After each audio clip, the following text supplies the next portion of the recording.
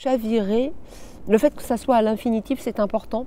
Parce qu'un verbe à l'infinitif en français, ça a une force de geste, de mouvement. Pour moi, on peut chavirer par amour. C'est pas forcément triste. Ça n'est pas faire naufrage, ça n'est pas couler, ça n'est pas se noyer. Cléo ne coule pas. Elle chavire, elle penche.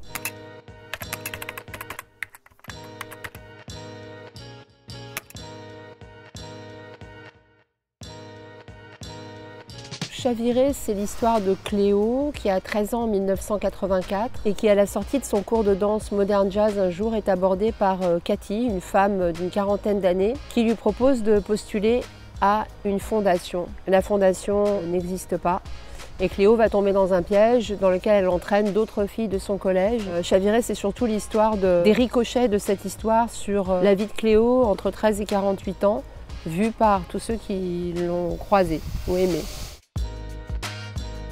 Il y a sans doute quelque chose de très intime, dont je n'éprouve pas le besoin de parler, de mon adolescence. Et surtout le rapport au passage du temps, c'est-à-dire qu'est-ce qu'on fait finalement si on vit quelque chose d'extrêmement brutal à l'âge de 13 ans, comment on s'en arrange ou pas?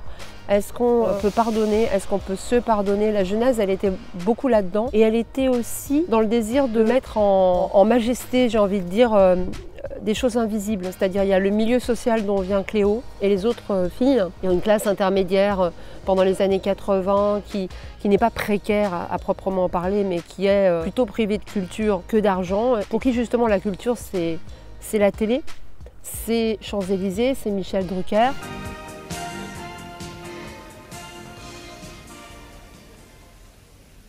Bonsoir.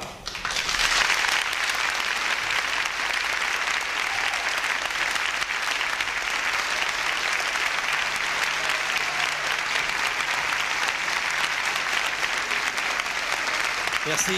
Les plages de silence d'une vie aussi, ce qui reste invisible.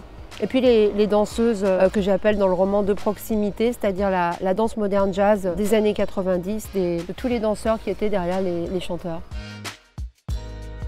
Effectivement, le fait elle se sent pas légitime comme victime, ce qui est quand même souvent le cas dans les violences sexuelles, mais là, comme Cléo va finalement recruter pour cette fausse fondation, elle va entraîner d'autres jeunes filles parce qu'elle peut pas perdre l'attention dont elle est le centre, elle peut pas perdre l'amour. Cette culpabilité-là recouvre tout le reste.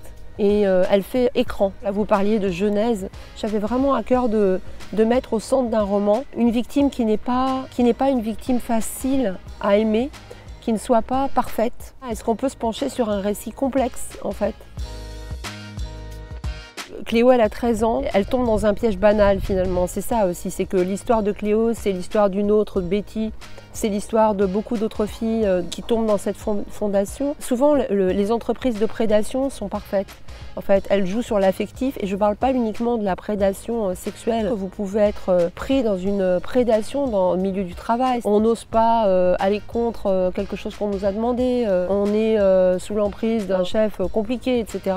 Cléo se tait parce qu'elle a peur qu'on ne la croie pas, parce que peut-être aussi, à partir du moment où elle participe à ce qu'elle dénonce, elle est pieds et mains liés. Mais Cléo parle, en fait, puisque chaque chapitre est consacré à un personnage qui la rencontre sur 30 ans. Donc, Cléo va parler plusieurs fois. Il y a une phrase qu'elle dit souvent, c'est « je crois que je voudrais dire quelque chose ». La vraie question, c'est pourquoi on ne l'entend pas. Et la vraie question, c'est pourquoi on entend rarement les gens qu'on aime, les gens dont on est proche, en fait.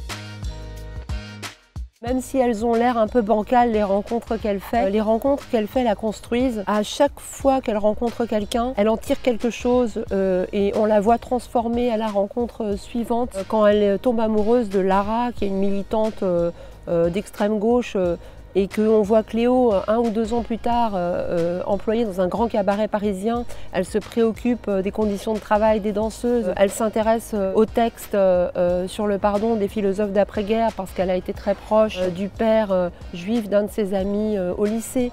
Donc oui, mais de toute façon, je crois que les rencontres nous construisent, même si elles sont ratées.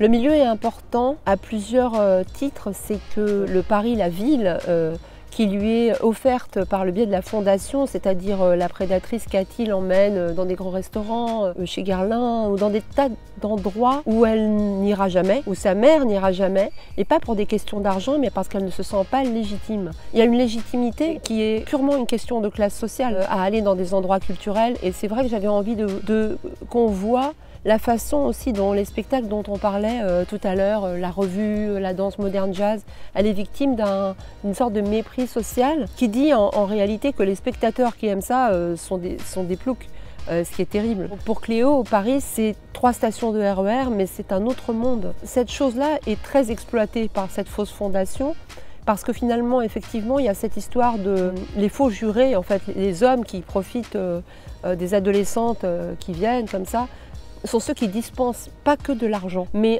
une idée du futur, des rêves, un monde de savoir aussi.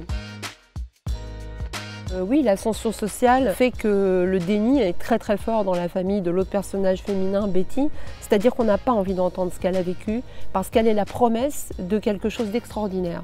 Elle va devenir danseuse, elle va représenter une certaine idée de la culture. Mais la famille, c'est souvent le lieu du déni pour beaucoup d'adolescents. D'une certaine façon, dans Chaviré, il n'y a pas vraiment de personnage négatif. La famille est complice par inadvertance. Ils l'aiment, mais ils n'ont pas envie de savoir. Simone de Beauvoir, que j'ai lu trop tôt, oui, c'est Mémoires d'une jeune fille rangée, qui m'a beaucoup impressionnée, j'avais 13 ans. Et je l'ai lu, alors ça c'est amusant quand même, je l'ai lu en même temps que Lolita de Nabokov. Je l'ai lu beaucoup trop tôt aussi à cause du prénom. Pour Simone de Beauvoir, le choc que j'ai eu à l'âge de 13 ans, c'était la puissance de ses passions, de sa volonté, ça je m'en souviens encore.